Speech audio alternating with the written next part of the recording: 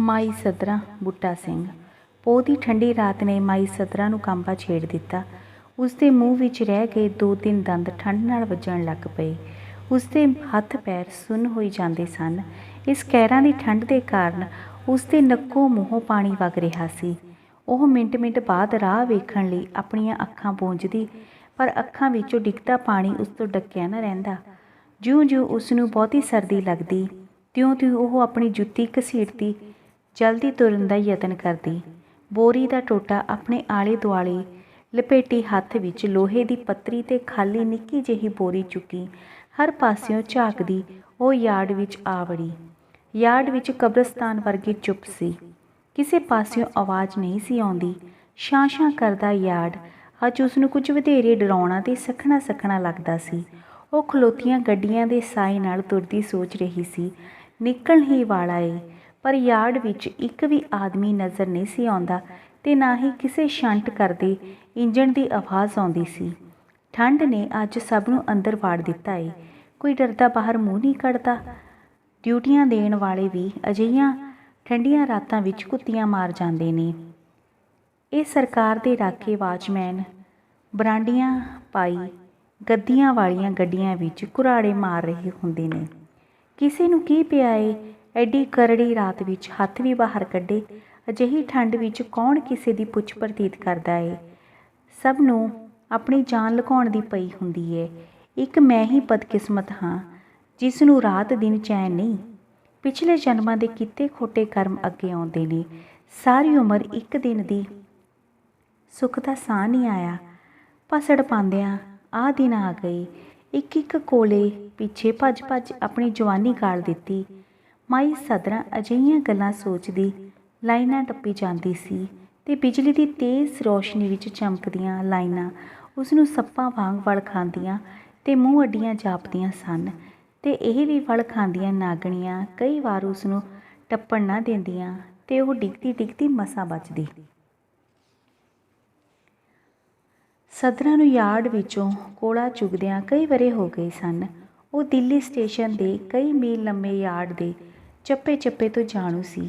ਉਸਨੂੰ ਇਹ ਵੀ ਪਤਾ ਸੀ ਕਿੱਥੇ ਲੈਣਾ ਦਾ ਕ੍ਰਾਸਿੰਗ ਏ, ਕਿੱਥੇ ਵੱਡਾ ਕਾਂਟਾ ਏ, ਕਿੱਥੇ ਛੋਟਾ ਕਾਂਟਾ ਏ, ਕਿੱਥੇ ਹੌਦੀ ਆਉਂਦੀ ਏ, ਕਿੱਥੇ ਗੰਦੇ ਪਾਣੀ ਦਾ ਪਿੱਟ ਹੈ। ਉਹ ਇਹ ਵੀ ਜਾਣਦੀ ਸੀ ਜੇ ਕੋਲਾ ਚੁੱਕਦੀ ਪਿੱਛੇ ਕੋਈ ਵਾਚਮੈਨ ਭੱਜੇ, ਉਸ ਕੋਲਾ ਕਿੱਥੇ ਲੁਕਾਉਣਾ ਏ, ਆਪ ਭੱਜ ਕੇ ਕਿੱਥੇ ਲੁਕਣਾ ਏ। ਜੇ ਫੜੀ ਜਾਵੇ ਤਾਂ ਵਾਚਮੈਨ ਨਾਲ ਕਿਸ ਤਰ੍ਹਾਂ ਗੱਲ ਕਰਨੀ ਏ। ਹੌਲਦਾਰ ਮਿਲ ਜਾਵੇ ਤਾਂ ਉਸ ਨਾਲ ਕਿਸ ਤਰ੍ਹਾਂ ਪੇਸ਼ ਆਉਣਾ ਏ। ਕਲੀਨਰ ਨੂੰ ਕਿਵੇਂ ਦੁਰਕਾਰਨਾ ਏ। ਫਿਟਰ ਨਾਲ ਕਿਵੇਂ ਹੱਸ ਗੱਲਾਂ ਕਰਨੀਆਂ ਨੇ। ਸੱਧਰਾਂ ਨੇ ਕਈ ਵਾਰੀ ਆਪਣੀ ਜਾਨ ਉੱਤੇ ਖੇਡ ਕੇ ਕੋਲਾ ਬਚਾਇਆ ਸੀ। ਉਹ ਕੋਲਾ ਚੁੱਕੀ ਭੱਜਦੀ ਸ਼ੰਟ ਕਰਦੇ ਇੰਜਣ ਅੱਗੋਂ ਲੰਘ ਜਾਂਦੀ ਤੇ ਫੜਨ ਵਾਲੇ ਨੂੰ ਡਾਹੀ ਨਾ ਦਿੰਦੀ। ਸੱਧਰਾਂ ਅਕਸਰ ਸੋਚਦੀ, ਇਹ ਪੈਸੇ ਲੈਣ ਵਾਲੇ ਕਿੰਨੇ ਚੰਗੇ ਹੁੰਦੇ ਨੇ। ਆਨਾ ਦੀਵਾਨੀ ਮੱਥੇ ਮਾਰੇ ਤੇ ਟੋਕਰਾ ਭਰ ਕੇ ਕੋਲਾ ਲੈ ਗਏ। ਜੇ ਇੰਜਣ ਦੇ ਫਾਇਰਮੈਨ ਨੂੰ ਦੀਵਾਨੀ ਵਿਖਾਈ, ਉਹ ਸੀਖ ਮਾਰ ਬਿਨਾਂ ਕਿਸੇ ਥਾਂ ਭਖਦੇ ਕੋਲੇ ਦੇ ਢੇਰਾਂ ਦੇ ਢੇਰ ਲਾ ਦਿੱਤੇ। ਕਿੰਨੇ ਚੰਗੇ ਨੇ ਪੈਸੇ ਲੈਣ ਵਾਲੇ। ਨਾ ਆਪ ਤਕਲੀਫ ਹੋਈ ਨਾ ਕਿਸੇ ਹੋਰ ਨੂੰ, ਪਰ ਇਹ ਬਹੁਤੇ ਇਮਾਨਦਾਰ ਸਭ ਤੋਂ ਬੁਰੇ ਨੇ। ਇਹਨਾਂ ਦਾ ਰੱਜ ਕਿਸੇ ਗੱਲੋਂ ਹੁੰਦਾ ਹੀ ਨਹੀਂ। ਇਹ ਤਾਂ ਆਖਦੇ ਨੇ ਜੋ ਕੁਝ ਪੱਲੇ ਹੋਈ ਸਭ ਕੁਝ ਦੇ ਜਾ, ਜੋ ਕੁਝ ਨਹੀਂ ਤਾਂ ਖਾਲੀ ਗੱਡੀ ਵਿੱਚ ਸਾਡੀ ਗੱਲ ਸੁਣ। ਕੁੱਤੇ ਕਮੀਨੇ, ਨਾ ਮਾਂ ਦੀ ਸ਼ਰਮ ਨਾ ਧੀ ਦੀ। ਇਹਨਾਂ ਔਂਤਰਿਆਂ ਨੂੰ ਤਾਂ ਮਾਸ ਚਾਹੀਦਾ, ਚਾਹੇ ਉਹ ਬੁੱਢਾ ਹੋਵੇ ਜਾਂ ਜਵਾਨ। ਖਾਣ ਵਾਲੇ ਨੂੰ ਕੀ, ਉਸ ਤਾਂ ਆਪਣਾ ਝੱਸ ਪੂਰਾ ਕਰਨਾ ਹੁੰਦਾ ਏ। ਪਤਾ ਉਸਨੂੰ ਲੱਗਦਾ ਹੈ ਜਿਸ ਦੇ ਹੱਡ ਕਰੜਾਏ ਜਾਣ, ਪਰ ਹੁਣ ਤਾਂ ਕੋਈ ਉਸ ਵੱਲ ਤੱਕਦਾ ਵੀ ਨਹੀਂ। ਸਭ ਝਿੜਕ ਕੇ ਪੈਂਦੇ ਨੇ, ਧੱਕੇ ਮਾਰਦੇ ਨੇ। ਇਹ ਕੁਝ ਸੋਚਦਿਆਂ ਮਾਈ ਸੱਧਰਾਂ ਨੇ ਇੱਕ ਵਾਰ ਫਿਰ ਆਪਣੀਆਂ ਅੱਖਾਂ ਵਿੱਚੋਂ ਡਿੱਗਦਾ ਪਾਣੀ ਪੂੰਝਿਆ ਤੇ ਉਸਨੂੰ ਜਾਪਿਆ ਜਿਵੇਂ ਉਸਦੇ ਮੂੰਹ ਉੱਤੇ ਪਈਆਂ ਝੁਰੜੀਆਂ ਠੰਡ ਨਾਲ ਆਕੜ ਗਈਆਂ ਨੇ। ਉਹ ਫਿਰ ਸੋਚਣ ਲੱਗ ਪਈ, ਕਦੇ ਵੇਲਾ ਸੀ ਉਹ ਜਵਾਨੀ ਲੁਕਾਉਂਦੀ ਰੱਬ ਕੋਲੋਂ ਬੁਢਾਪਾ ਮੰਗਦੀ ਸੀ। ਸੜ ਜਾਏ ਇਹ ਜਵਾਨੀ ਜਿਹੜੀ ਮੈਨੂੰ ਕਿਤੇ ਖਲੋਣ ਨਹੀਂ ਦਿੰਦੀ। ਪਰ ਬੁਢਾਪਾ ਉਸ ਨਾਲੋਂ ਵੀ ਭੈੜਾ ਹੈ। ਹੁਣ ਸਭ ਉਸ ਨੂੰ ਦੁਰਕਾਰਦੇ ਹਨ। ਲੋਕੀ ਆਖਦੇ ਨੇ ਬੁਢਾਪਾ ਲਾਹਣਤੀ। ਪੈਸਾ ਤੇ ਜਵਾਨੀ ਦੋਵੇਂ ਬੇਸ਼ਰਮ ਹੁੰਦੇ ਨੇ। ਹੁਣ ਨਾ ਪੈਸਾ ਪੱਲੇ ਨਾ ਜਵਾਨੀ। किस बिरते ते गल करां, पैसा सारा बुधन दी बीमारी उत्ते लग गया है। छुट्टियां मुसीबतां फिर गल पै गईयां ने।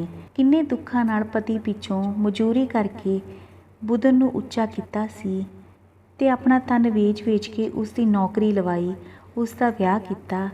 ਰੱਬ ਨੇ ਬੱਚਾ ਵੀ ਦਿੱਤਾ।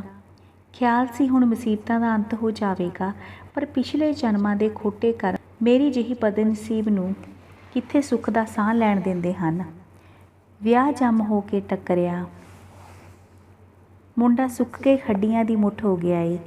ਫਿਰ ਸਦਰਾਂ ਨੂੰ ਆਪਣੇ ਵਿਆਹ ਦਾ ਖਿਆਲ ਆ ਗਿਆ ਤੇ ਉਹ ਸੋਚਣ ਲੱਗ ਪਈ, ਵਿਆਹ ਹੀ ਹੁੰਦਾ ਹੈ।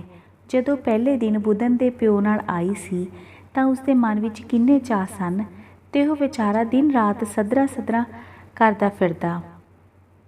ਜਦ ਉਸਦੀ ਪਿਛਲੀ ਰਾਤ ਦੀ ਨੌਕਰੀ ਆਉਂਦੀ ਤਾਂ ਉਹ ਮੈਨੂੰ ਇਕੱਲੀ ਨੂੰ ਛੱਡ ਕੇ ਨੌਕਰੀ 'ਤੇ ਨਾ ਜਾਂਦਾ। ਬਿਮਾਰੀ ਦਾ ਬਹਾਨਾ ਬਣਾ ਕੇ ਕਈ ਦਿਨ ਘਰੋਂ ਬਾਹਰ ਨਾ ਨਿਕਲਦਾ ਤੇ ਆਖਦਾ, ਸਦਰਾਂ ਤੂੰ ਫਿਕਰ ਨਾ ਕਰਿਆ ਕਰ, ਤੂੰ ਮੇਰੇ ਕੋਲ ਹੀ ਬੈਠੀ ਰਿਹਾ ਕਰ। ਖਾਣ ਪੀਣ ਦਾ ਪ੍ਰਬੰਧ ਮੈਂ ਆਪੇ ਬਾਜ਼ਾਰੋਂ ਕਰ ਲਵਾਂਗਾ। ਬਥੇਰੀ ਤਨਖਾਹ ਹੈ ਸਾਡੇ ਜੋਗੀ। ਸਾਡਾ ਕਿਹੜਾ ਕੋਈ ਪਿੱਛੇ ਮਾਂ ਪਿਓ ਬੈਠਾ ਹੈ ਜਿਸ ਨੂੰ ਕੁਝ ਭੇਜਣਾ ਹੈ। ਆਹੋ ਜੀ, ਤਾਈਓ ਮੈਨੂੰ ਰੋਜ਼ ਆਂਢਣਾ ਗੁਆਂਢਣਾ ਛਿੱਬੀਆਂ ਦਿੰਦੀਆਂ ਹੱਸਦੀਆਂ ਨੇ। ਸੱਸ ਨਾਲ ਨਨਾਣ, ਵਹੁਟੀ ਆਪੇ ਹੀ ਪ੍ਰਧਾਨ। ਨਹੀਂ ਸਾਰਾ ਦਿਨ ਉਹਨੂੰ ਗੋਡੇ ਮੋਢੀ ਬਿਠਾਈ ਰੱਖਦੀ ਏ। ਜ਼ਰਾ ਕੁਆਟਰੋਂ ਬਾਹਰ ਨਿਕਲ ਕੇ ਵੇਖਿਆ ਕਰ, ਜਹਾਨ ਕਿੱਥੇ ਵਸਦਾ ਏ। ਸਦਰਾਂ ਤੂੰ ਮੌਜ ਲਿਆ ਕਰ, ਲੋਕਾਂ ਦੀਆਂ ਗੱਲਾਂ ਵੱਲ ਧਿਆਨ ਨਹੀਂ ਕਰੀਦਾ। ਲੋਕੀ ਕਿਸੇ ਨੂੰ ਖਾਂਦਾ ਵੇਖ ਨਹੀਂ ਸਕਦੇ। ਅਜਿਹੀਆਂ ਗੱਲਾਂ ਸੋਚਦੀ ਮਾਈ ਸਦਰਾਂ ਦਾ ਹੌਕਾ ਨਿਕਲ ਗਿਆ ਤੇ ਹਵਾ ਦੇ ਤੇਜ਼ ਬੁੱਲੇ ਨੇ ਉਸਦੇ ਖਿਆਲਾਂ ਦੀ ਲੜੀ ਨੂੰ ਤੋੜ ਦਿੱਤਾ। ਬਿਜਲੀ ਦੀ ਰੌਸ਼ਨੀ ਸਾਹਵੀਂ ਉਸਦੀਆਂ ਅੱਖਾਂ ਨਹੀਂ ਸਨ ਟਿਕਦੀਆਂ। ਉਸਦੇ ਪੈਰ ਆਪਣੇ ਆਪ ਹੀ ਲਾਈਨਾਂ 'ਤੇ ਕਾਂਟੇ ਟੱਪੀ ਜਾਂਦੇ। ਉਹ ਮੱਥੇ ਉੱਤੇ ਇੱਕ ਹੱਥ ਰੱਖੀ ਟੁੱਟੀ ਜੁੱਤੀ ਘਸੀਟਦੀ ਭੱਜੀ ਜਾਂਦੀ ਸੀ ਤੇ ਨਾਲ ਹੀ ਚੋਰਾਂ ਵਾਂਗ ਸਭ ਪਾਸਿਓਂ ਵੱਲ ਝਾਕ ਰਹੀ ਸੀ। ਕਦੇ ਕਦੇ ਗੱਡੀ ਦੇ ਸਾਏ ਨਾਲ ਖਲੋ ਹਰ ਪਾਸਿਓਂ ਬਿੜਕ ਲੈਂਦੀ, ਮਤੇ ਕੋਈ ਉਸਦਾ ਪਿੱਛਾ ਨਾ ਕਰਦਾ ਹੋਵੇ। ਹੁਣ ਸਦਰਾਂ ਨੂੰ ਕੱਚੇ ਕੋਲੇ ਦੇ ਢੇਰ ਨਜ਼ਰ ਆਉਂਦੇ ਸਨ। ਬਿਜਲੀ ਦੀ ਤੇਜ਼ ਚਮਕ ਨਾਲ ਇਹ ਉੱਚੇ ਢੇਰ ਉਸਨੂੰ ਸੋਨੇ ਚਾਂਦੀ ਦੇ ਢੇਰ ਜਾਪਦੇ, ਜਿਨ੍ਹਾਂ ਵਿੱਚੋਂ ਦੋ ਵੱਡੇ ਢੇਲੇ ਚੁਰਾ ਕੇ ਬਦਨ ਲਈ ਦਵਾਈ, ਕਾਕੇ ਲਈ ਚੌਲ ਤੇ ਨੂੰਹ ਸੱਸ ਦੇ ਢਿੱਡਾਂ ਲਈ ਮੱਕੀ ਦਾ ਆਟਾ ਆਵੇਗਾ। ਉਹ ਸੋਚਦੀ ਅੱਜ ਕਿੱਡਾ ਚੰਗਾ ਮੌਕਾ ਹੈ। ਚਾਹੇ ਠੰਡ ਨਾਲ ਹੱਡੀਆਂ ਹੀ ਕੜਕੜ ਕਰ ਰਹੀਆਂ ਨੇ, ਪਰ ਬਿਨਾਂ ਕਿਸੇ ਦੀ ਟੋਕ ਤੋਂ ਉਹ 2 ਫੇਰੇ ਲਾ ਸਕਦੀ ਹੈ। ਜੇ ਉਹ ਅੱਜ 2 ਫੇਰੇ ਕੱਚੇ ਕੋਲੇ ਦੇ ਲਾ ਲਏ ਤਾਂ ਠੰਡ ਦੇ ਇਹ 2 ਦਿਨ ਸੌਖੇ ਲੰਘ ਜਾਣਗੇ। ਨਾਲ ਦੁਪਹਿਰ ਵੇਲੇ ਸਿੰਡਰ ਵੀ ਚੁਗ ਲਿਆਇਆ ਕਰੇਗੀ। ਰਾਖੀ ਦਿਆਂ ਢੇਰਾਂ ਵਿੱਚੋਂ ਸਿੰਡਰ ਚੁਗਣੋਂ ਕੌਣ ਰੋਕ ਸਕਦਾ ਹੈ। ਇਹ ਸੋਚਦਿਆਂ ਉਸਨੂੰ ਖਿਆਲ ਆਇਆ ਜਿਵੇਂ ਬੁਧਨ ਰਾਖੀ ਦਿਆਂ ਢੇਰਾਂ ਵਿੱਚੋਂ ਉੱਚਾ ਹੋਇਆ ਅਤੇ ਹੁਣ ਉਸ ਦਾ ਮੁੰਡਾ ਇਹਨਾਂ ਵਿੱਚੋਂ ਹੀ ਸਿਰ ਕੱਢ ਰਿਹਾ ਹੈ। ਕੱਚੇ ਕੋਲੇ ਦੇ 2 ਫੇਰੇ ਘਰ ਦੇ ਸਾਰੇ ਦੀਆਂ 2 ਦਿਨਾਂ ਦੀ ਖੁਰਾਕ ਨੇ। ਅੱਜ ਵੇਲਾ ਹੈ, ਐਡੀ ਠੰਡੀ ਰਾਤ ਵਿੱਚ ਬਾਹਰ ਨਹੀਂ ਨਿਕਲ ਸਕਦਾ। ਅੱਜ 2-3 ਫੇਰੇ ਲੱਗ ਸਕਦੇ ਨੇ। ਇਹਨਾਂ ਹਿੰਦੂਆਂ ਨਾਲੋਂ ਮੁਸਲਮਾਨ ਚੰਗੇ ਸਨ। ਅੱਗ ਲੱਗੇ ਇਸ ਹਿੰਦੁਸਤਾਨ ਪਾਕਿਸਤਾਨ ਨੂੰ, ਗਰੀਬਾਂ ਨੂੰ ਦੁਖੀ ਕਰ ਦਿੱਤਾ ਨਹੀਂ। ਅੱਗੇ ਹਿੰਦੂਆਂ ਮੁਸਲਮਾਨਾਂ ਦੀਆਂ ਕਿੰਨੀਆਂ ਸਾਂਝਾਂ ਸਨ, ਇੱਕ ਦੂਜੇ ਲਈ ਜਾਨਾਂ ਵਾਰਦੇ ਸਨ। ਹੁਣ ਤੇ ਕੁੱਤੇ ਦਾ ਕੁੱਤਾ ਵੈਰੀ ਏ। ਕੁਰਬਾਨ ਅਲੀ ਸ਼ਾਹ ਹੁੰਦਾ ਤਾਂ ਕਦੇ ਮੇਰੀ ਇੰਨੀ ਦੁਰਦਸ਼ਾ ਨਹੀਂ ਸੀ ਹੋਣੀ। ਉਹ ਮੇਰੇ ਉੱਤੋਂ ਜਾਨ ਵਾਰਦਾ ਸੀ। ਪੈਸੇ ਵੱਲੋਂ ਉਸਨੂੰ ਕਦੀ ਤੰਗੀ ਨਹੀਂ ਸੀ ਹੋਣ ਦਿੱਤੀ। ਨੱਥਾ ਸਿੰਘ ਡਰਾਈਵਰ ਵੀ ਨਾਲ ਹੀ ਹੁੰਦਾ, ਪਰ ਕੀ ਮਜਾਲ ਸੀ ਨੱਥਾ ਸਿੰਘ ਦੀ ਜੋ ਸ਼ਾਹ ਸਾਹਮਣੇ ਹੱਥ ਵੀ ਲਾ ਜਾਏ। ਸਗੋਂ ਭਾਬੀ ਕਰਦੇ ਦਾ ਮੂੰਹ ਸੁੱਕਦਾ ਸੀ। ਨੱਥਾ ਸਿੰਘ ਨੇ ਕਈ ਵਾਰੀ ਕਿਹਾ ਸੀ, ਭਾਬੀ ਆਖਾਂ ਮੰਨ ਤੇ ਕੁਰਬਾਨ ਅਲੀ ਨਾਲ ਨਿਕਾਹ ਕਰ ਲੈ। ਹੁਣ ਵੇਲਾ ਈ, ਇਹ ਜਵਾਨੀ ਦੇ ਰੂਪ ਸਦਾ ਨਹੀਂ ਰਹਿਣੇ। ਤੇਰਾ ਬੁਧਨ ਵੀ ਪਲ ਜਾਵੇਗਾ ਅਤੇ ਤੂੰ ਵੀ ਬੇਗਮ ਬਣ ਜਾਵੇਂਗੀ। ਉਹ ਕਾਹਦਾ ਪਰਹੇਜ਼ ਰਹਿ ਗਿਆ। ਛੱਡ ਆਪਣੇ ਬ੍ਰਾਹਮਣ ਪੁਣੇ ਨੂੰ। ਹਾਏ ਵੇ ਨੱਥਾ ਸਿੰਘ, ਤੂੰ ਕੁਝ ਸ਼ਰਮ ਕਰ। ਮੁਸਲਮਾਨ ਨਾਲ ਵਿਆਹ ਕਰਕੇ ਮੈਂ ਆਪਣਾ ਧਰਮ ਭ੍ਰਿਸ਼ਟ ਕਰ ਲਵਾਂ। ਅੱਛਾ ਭਾਬੀ, ਤੇਰੀ ਮਰਜ਼ੀ। ਅੱਗੇ ਬੜੀ ਤੂੰ ਗੰਗਾ ਨਹਾਤੀ ਫਿਰਨੀ ਏ। ਰੋਜ਼ ਤੈਨੂੰ ਉਹ ਗੱਡੀ ਵਿੱਚ ਲੈ ਵੜਦਾ ਏ। ਚੁੱਕੀ ਫਿਰ ਇਸ ਝੂਠੀ ਲੋਕ ਲਾਜ ਨੂੰ। ਕਿਹੜਾ ਤੈਨੂੰ ਨਹੀਂ ਜਾਣਦਾ। ਸ਼ਾਹ ਕੋਲੋਂ ਡਰਦੇ ਲੋਕੀ ਬਾਸਰਦੇ ਨਹੀਂ ਤਾਂ ਤੇਰਾ ਬੜਾ ਡਰ ਮਾਰਿਆ ਕਿਸੇ ਨੂੰ। ਯਾਦ ਰੱਖੀ ਭਾਬੀ ਸਾਡੀ ਗੱਲ। ਤੂੰ ਇਸ ਵੇਲੇ ਨੂੰ ਤਲੀਆਂ ਮਲ ਰੋਣਾ। ਸਦਰਾਂ ਹੌਕਾ ਭਰਦੀ, ਗੱਲ ਚਿਤਾਰਦੀ ਤੇ ਅੱਖਾਂ ਪੂੰਝਦੀ ਲਾਈਨਾਂ ਟੱਪੀ ਜਾਂਦੀ। ਜਦ ਉਹ ਵਾਸ਼ਿੰਗ ਲਾਈਨ ਟੱਪਣ ਲੱਗੀ ਉਸਦਾ ਪੈਰ ਟੋਏ ਵਿੱਚ ਜਾ ਪਿਆ। ਠੰਡ ਦੀ ਭੰਨੀ ਮਾਈ ਸਦਰਾ ਮੂੰਹ ਪਰ ਨਹੀਂ ਜਾ ਡਿੱਗੀ। ਉਸਦੇ ਗੋਡੇ ਦਾ ਕੜਾਕਾ ਨਿਕਲ ਗਿਆ। ਲੋਹੇ ਦੀ ਪੱਤਰੀ ਉਸਦੀਆਂ ਤਲੀਆਂ ਵਿੱਚ ਖੁੱਭ ਗਈ, ਜਿਸ ਵਿੱਚੋਂ ਉਸ ਲਹੂ ਸਿੰਮਦਾ ਦਿਸਿਆ। ਪੀੜ ਨਾਲ ਉਸ ਤੋਂ ਉੱਠਿਆ ਨਹੀਂ ਸੀ ਜਾਂਦਾ। ਉਸਦਾ ਜੀਅ ਕਰਦਾ ਸੀ ਉੱਚੀ ਉੱਚੀ ਚੀਕਾਂ ਮਾਰ ਕੇ ਰੋਵੇ। ਉਹ ਸੋਚਦੀ, ਇਸ ਜਿਉਣੇ ਨਾਲੋਂ ਤਾਂ ਮੌਤ ਚੰਗੀ। ਉਹਦੇ ਬਿਨਾਂ ਕੀ ਥੁੜਿਆ ਏ ਇਸ ਦੁਨੀਆ ਦਾ। ਉਹ ਅਜੇ ਅਜਿਹੀਆਂ ਗੱਲਾਂ ਹੀ ਸੋਚਦੀ ਲਾਈਨ ਤੋਂ ਪਰੇ ਹੋਈ ਸੀ ਕਿ ਛੱਕ ਛੱਕ ਕਰਦਾ ਇੰਜਣ ਉਸਦੇ ਕੋਲੋਂ ਦੀ ਲੰਘ ਗਿਆ। ਉਹ ਸੋਚਦੀ, ਚੰਗਾ ਹੁੰਦਾ ਜੇ ਇੰਜਣ ਦੇ ਥੱਲੇ ਆ ਕੇ ਮੁੱਕ ਜਾਂਦੀ। ਸਦਰਾਂ ਕੋਲੋਂ ਉੱਠਿਆ ਨਹੀਂ ਸੀ ਜਾਂਦਾ। ਉਸਦਾ ਦਿਲ ਕਰਦਾ ਸੀ ਕਿ ਸਾਹਮਣੇ ਲੱਗੇ ਕੋਲੇ ਦੇ ਮੱਚ ਕੋਲ ਜਾ ਕੇ ਸੇਕਾ ਲਾ ਲਏ, ਪਰ ਕੋਲੇ ਦੇ ਮੱਚ ਕੋਲ ਬੈਠੇ ਖੰਘਦੇ ਬੁੱਢੇ ਨੂੰ ਉਸਦੀ ਆਵਾਜ਼ ਤੋਂ ਪਛਾਣਦੀ ਸੀ। ਉਹ ਸੋਚਦੀ, ਜੇ ਉੱਥੇ ਅੱਗ ਸੇਕਣ ਗਈ, ਉਸ ਬੁੱਢੇ ਖਸੌਟੇ ਨੇ ਪੁਰਾਣੀਆਂ ਕਹਾਣੀਆਂ ਛੇੜ ਦੇਣੀਆਂ ਨੇ। ਔਂਤਰਾ ਦੋਤਰਿਆਂ ਪੋਤਰਿਆਂ ਵਾਲਾ ਹੋ ਗਿਆ ਏ, ਮਰਨ ਦੇ ਕਿਨਾਰੇ ਬੈਠਾ ਏ, ਪਰ ਠਰਕ ਝਾੜ ਨੂੰ ਅਜੇ ਵੀ ਨਹੀਂ ਮੁੜਦਾ। ਸਦਰਾਂ ਪੀੜ ਨਾਲ ਰੋਈ ਜਾਂਦੀ ਤੇ ਆਪਣੀ ਲੱਤ ਘਸੀੜਦੀ ਉੱਠੀ। ਉਸਨੇ ਸਭ ਤੋਂ ਪਹਿਲਾਂ ਕੋਲਾ ਚੁੱਕਣ ਦਾ ਖਿਆਲ ਕੀਤਾ। ਜੇ ਦੋ ਨਹੀਂ ਤਾਂ ਫੇਰਾ ਜ਼ਰੂਰ ਲੱਗ ਜਾਵੇਗਾ। ਉਹ ਜ਼ਰਾ ਅਗੇਰੇ ਹੋਈ ਤਾਂ ਉਸਨੂੰ ਲੋਅ ਲੱਗੀ ਦਿਸੀ। ਵਾਚਮੈਨ ਗੱਡੀਆਂ ਵਿੱਚੋਂ ਆਪਣੀਆਂ ਪੱਗਾਂ ਸਵਾਰਦੇ ਬਾਹਰ ਨਿਕਲ ਰਹੇ ਸਨ। ਇਹ ਵੇਖ ਕੇ ਉਸਦਾ ਕਲੇਜਾ ਬੈਠ ਗਿਆ। ਉਸਦੀਆਂ ਸਾਰੀਆਂ ਪੀੜਾਂ ਜਾਗ ਉੱਠੀਆਂ। ਸਦਰਾਂ ਨੂੰ ਖਾਲੀ ਹੱਥੀ ਵੇਖ ਉਸਦੀ ਨੂੰ ਜੋਮਾ ਉਸਦੇ ਗਲ ਪੈ ਗਈ। ਇਹ ਬੁੱਢੀ ਡੈਣ ਨਾ ਮਰਦੀ ਏ। ਉਸਦੇ ਗਲ ਪੈ ਗਈ। ਇਹ ਬੁੱਢੀ ਡੈਣ ਨਾ ਮਰਦੀ ਏ, ਨਾ ਪਿੱਛਾ ਛੱਡਦੀ ਏ। ਵੱਡੀ ਸ਼ਰਮਾਂ ਵਾਲੀ, ਸਾਰੇ ਟੱਬਰ ਨੂੰ ਸ਼ਰਾਬ ਦੇ ਰੱਖਿਆ ਸੂ। ਨਾ ਬਾਹਰ ਨਿਕਲੋ, ਨਾ ਢਿੱਡ ਭਰ ਕੇ ਰੋਟੀ ਖਾਓ।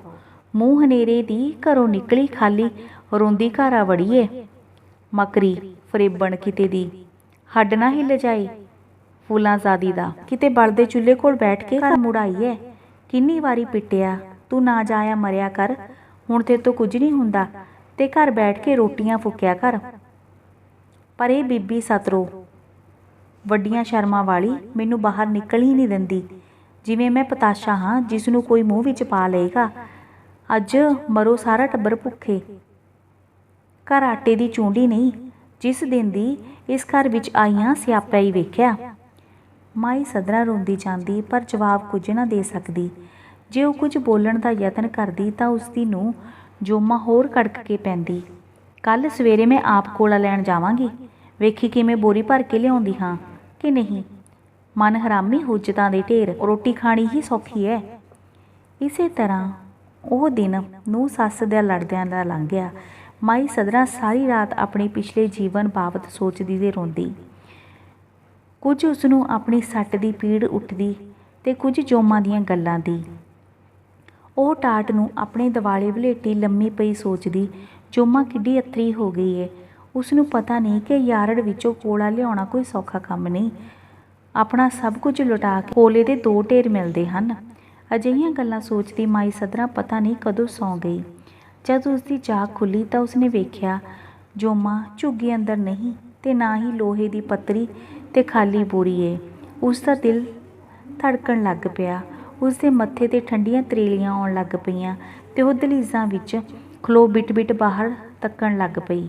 ਦਹਲੀਜ਼ਾਂ ਵਿੱਚ ਖਲੋਤੀ ਉਸਨੂੰ ਇੰਝ ਮਹਿਸੂਸ ਹੋਇਆ ਜਿਵੇਂ ਤੂਫਾਨ ਨੇ ਝੁੱਗੀ ਜ਼ਮੀਨੋਂ ਪੁੱਟ ਮਾਰੀ ਹੈ ਤੇ ਤੀਲਾ ਤੀਲਾ ਹੋ ਰੁੜੀ ਜਾਂਦਾ ਏ। ਮਾਈ ਸਦਰਾਂ ਕਿੰਨਾ ਚਿਰ ਬੂਹੇ ਨਾਲ ਖਲੋ ਕੇ ਬਾਹਰ ਵੱਲ ਤੱਕਦੀ ਰਹੀ। ਦੂਰੋਂ ਹਰ ਕੋਈ ਆਉਂਦਾ ਉਸਨੂੰ ਜੋਮਾ ਸਹੀ ਹੁੰਦਾ। ਲੋਅ ਲੱਗ ਪਈ ਸੀ ਤੇ ਜੋਮਾ ਨੇ ਕੋਲੇ ਦਾ ਭਰਿਆ ਕੱਟਾ ਝੁੱਗੀ ਦੇ ਸਾਹਵੇਂ ਲਿਆ ਸੁੱਟਿਆ। ਦੋਹਾਂ ਸੱਸ ਨੂੰਹਾਂ ਨੇ ਇੱਕ ਦੂਜੇ ਦੀਆਂ ਅੱਖਾਂ ਵਿੱਚ ਤੱਕਿਆ। ਜੋਮਾ ਦੀਆਂ ਡੁੱਲੀਆਂ ਅੱਖਾਂ ਉੱਚੀਆਂ ਨਹੀਂ ਸਨ ਹੁੰਦੀਆਂ। ਮਾਈ ਸਦਰਾਂ ਨੂੰ ਗਸ਼ੀ ਜਿਹੀ ਆ ਗਈ ਜਦ ਉਸਨੇ ਆਪਣੀ ਨੂੰਹ ਦੇ ਖਿਲਰੇ ਵਾਲ, ਭਰੀਆਂ ਅੱਖਾਂ, ਪਾਟੀ ਕਮੀਜ਼ ਵੇਖੀ। ਸਦਰਾਂ ਨੂੰ ਇੰਝ ਜਾਪਿਆ ਜਿਵੇਂ ਉਸਦੀ ਨੂੰਹ ਕੋਲਾ ਲੈ ਕੇ ਨਹੀਂ ਸਗੋਂ ਘੋਲ ਘੋਲ ਕੇ ਆਈ ਹੈ। ਧੰਨਵਾਦ।